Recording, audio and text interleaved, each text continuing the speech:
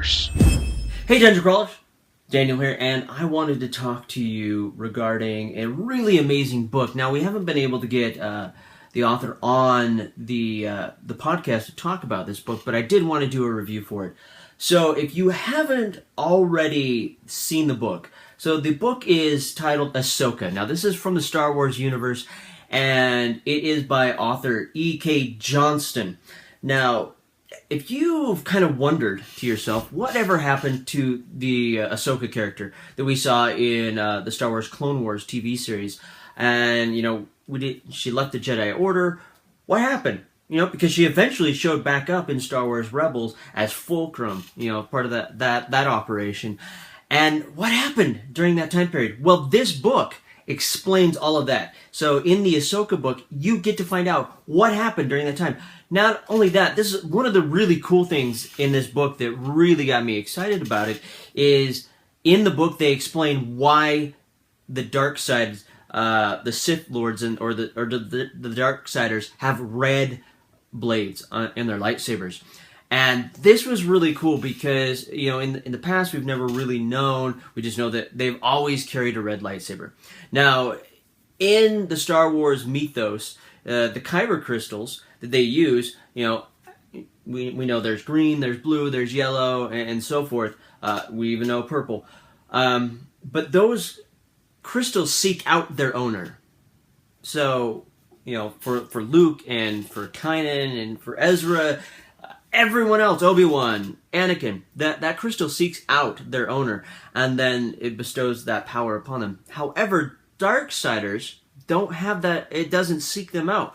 They bend the crystal to their will and force it or dominate it in a way. And what that does is it causes the crystal to bleed, which is why they have that red color, which is amazing. I mean, it's such a fantastic, beautiful idea.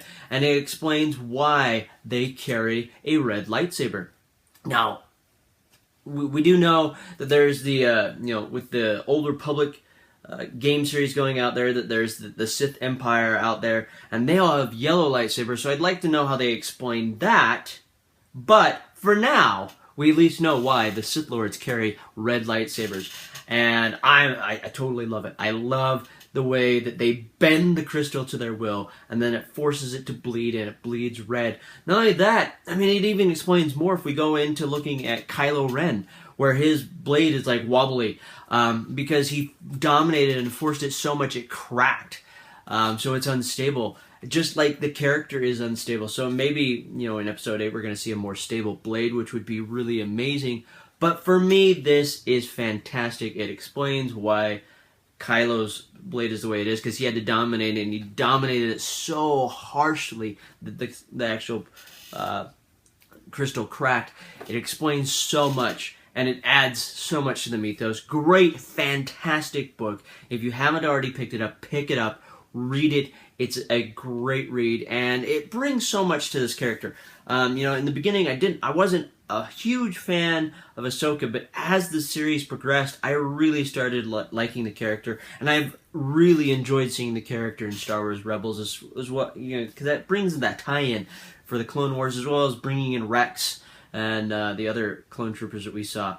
So, fantastic job. Great book. If you haven't already read it and you're a Star Wars fan, pick it up. If you're not a Star Wars fan, but you did enjoy watching Clone Wars or even Star Wars Rebels, pick this up because it's a great bridge between the two.